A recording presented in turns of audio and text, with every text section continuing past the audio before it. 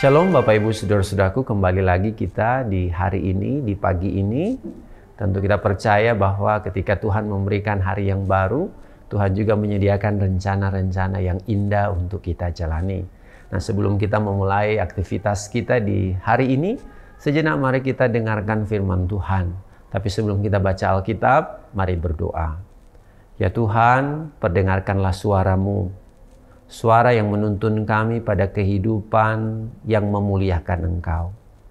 Jangan biarkan telinga hati kami mendengarkan sesuatu yang bukan dari Tuhan. Tapi tolonglah kami untuk membiasakan mendengarkan firman-Mu. Dalam nama-Mu kami berdoa, biarlah Engkau berfirman untuk kami di pagi ini. Amin. Bapak Ibu Saudara-saudaraku, kembali kita membuka Alkitab kita dalam Sakaria pasal 11. Tapi dalam kesempatan di hari ini kita akan fokus pada ayatnya yang ke-9 sampai 11. Kembali saya akan baca bagian Alkitab ini dalam Alkitab Terjemahan Baru edisi yang kedua. Aku berkata, aku tidak mau lagi mengembalakan kamu. Yang hendak mati biarlah mati, yang hendak lenyap biarlah lenyap. Dan yang masih tersisa itu biarlah masing-masing memakan daging sesamanya. Kemudian aku mengambil tongkat kemurahan hati itu lalu mematahkannya untuk membatalkan perjanjian yang telah kuikat dengan seluruh umat. Jadi perjanjian dibatalkan pada hari itu, dan taulah para pedagang kambing domba yang sedang mengamati aku bahwa itu adalah firman Tuhan. Demikianlah saudara-saudaraku bacaan Alkitab kita, dan tentu yang berbahagia ialah mereka yang mendengarkan firman Tuhan dan yang memelihara dalam kehidupannya. Bapak Ibu saudara-saudaraku yang terkasih, ketika kita membaca atau mendengarkan ayat yang saya baca tadi, ya, pasti menimbulkan kesan yang tidak mengenakkan, ya. Kenapa seperti itu, ya? Dikatakan di sini bahwa aku tidak mau lagi mengembalakan kamu. Yang mati biarlah mati. Lalu kemudian dikatakan yang hendak lenyap biarlah lenyap. Yang masih tersisa biarlah mereka masing-masing memakan, ya, daging sesamanya. Sepertinya ini satu ayat Alkitab yang sangat kontradiktif ketika bicara soal gembala yang baik. Karena kemarin hari kita bicara soal gembala yang baik dan gembala yang jahat, palsu dan asli. Nah sekarang saudara-saudaraku, ucapan itu keluar dari Sakaria. Dalam ayat 9 jelas kita melihat itu, membacanya. Dan ketika membacanya muncul mungkin di benak dan pikiran kita, kenapa seorang nabi bisa berucap demikian? Sepertinya seorang nabi ini sudah pasrah, sudah kecewa, sudah putus asa dengan apa yang dia alami. Sehingga dia berada pada titik di mana dia kemudian menyerah. Ya sudah. Bagi yang mati silakan mati, bagi yang tersisa ya silakan saling memakan daging sesamanya. Sangat sadis sekali pernyataan ini. Bisa dibayangkan Bapak Ibu saudara-saudaraku, jika bahasa itu keluar dari pendeta di jemaat kita, ya. Jika kemudian bahasa itu keluar dari pelayan khusus di jemaat kita, dengan mengutip ayat yang saya sudah baca tadi, ayat yang 9, ketika ada hamba Tuhan yang berkata bahwa aku tidak mau lagi mengembalakan kamu, ya. Maka saudara-saudara, kesan yang kita dapat adalah kesan negatif dari sang gembala tersebut.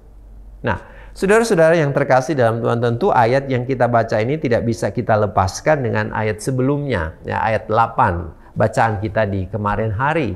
Ketika kemudian dikatakan bahwa aku tidak bisa menahan hati lagi atau menahan diri lagi dengan melihat keadaan dan kondisi yang terjadi saat itu, ya. Ketika ada orang-orang yang kemudian hanya ingin meraup keuntungan dari apa yang kemudian dia kerjakan. Ini satu kondisi yang sangat memiriskan.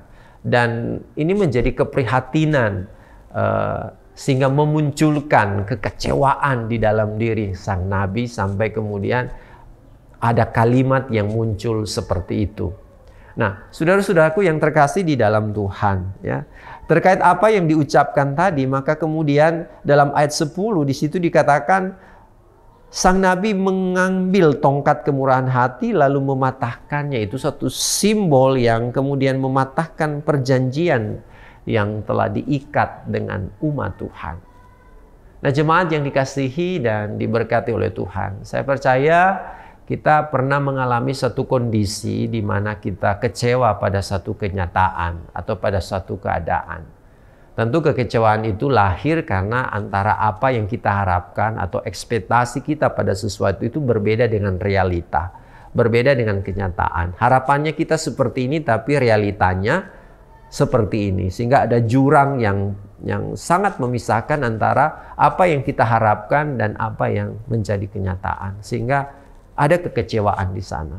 Nah, ada beberapa orang, saudara-saudaraku, ketika dia mengalami kekecewaan, dia akan kemudian putus asa dan pada akhirnya dia menyerah. Nah, beberapa di antara kita ataupun siapa saja yang mungkin kita pernah lihat, kita menyaksikan ada orang-orang yang dulunya bersemangat, ya. Bisa saya contoh dalam pelayanan. Dia bersemangat dalam pelayanan. Tapi di dalam pelayanan itu dia menemukan kekecewaan. Dan yang terjadi setelah dia mengalami kekecewaan, maka dia jadi orang yang kemudian pasrah. Mana-mana Jo. Ya. Jadi kita melihat ada perubahan dari orang yang kemudian bersemangat, sekarang berubah jadi orang yang terserah saja. Ini terjadi kenapa? Karena ada kekecewaan. Nah, ada pengalaman dalam teks yang kita baca tadi ketika kemudian sang nabi berucap seperti yang kemudian kita bisa perhatikan dalam ayat 9. Aku tidak lagi mau menggembalakan kamu. Yang mati biarlah mati. Lalu kemudian yang hendak lenyap biarlah lenyap. Dan yang kemudian masih tersisa biarlah masing-masing memakan daging sesamanya. Bisa dibayangkan satu kondisi yang dimana kemudian ada seseorang yang sudah angkat tangan. Menyerah, saya tidak mau lagi bertanggung jawab, saya tidak lagi mau mengerjakan hal ini. Karena kekecewaan. Nah saudara, apapun keadaan kita, apapun situasi kita, ya kekecewaan yang mungkin kita alami, kekecewaan yang mungkin saat ini kita rasakan, ya ataupun mungkin kita belum mengalami hal ini, tapi bisa saja sebentar kita merasakannya.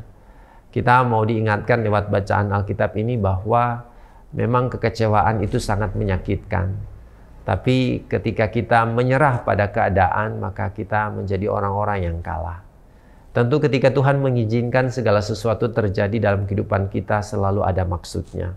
Termasuk ketika kita ada pada fase di mana kita jadi orang yang sepertinya menyerah. Mana-mana Jo yang terjadi dengan kekecewaan yang kita alami. Tapi bangkitlah menjadi anak-anak Tuhan yang kemudian menjadikan pengalaman kekecewaan itu sebagai pengalaman untuk kemudian menjadi yang lebih baik lagi di masa yang akan datang. Saya percaya Tuhan memahami kekecewaan kita seperti Tuhan memahami kekecewaan sang nabi dalam bacaan Alkitab ini. Sehingga jangan kita mengambil keputusan di saat kita merasa kecewa.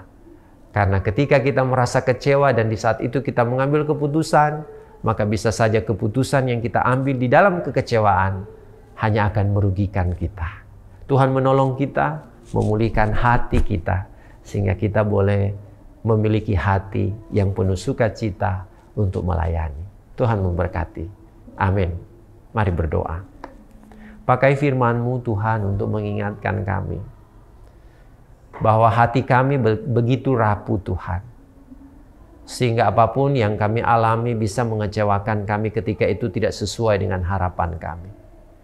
Tapi jangan biarkan kekecewaan itu membuat kami pasrah menyerah pada kehidupan. Sehingga pada akhirnya kami berada pada situasi mau menyalahkan Tuhan.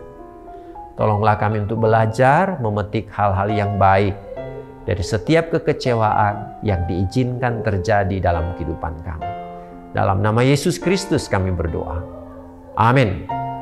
Pada kaki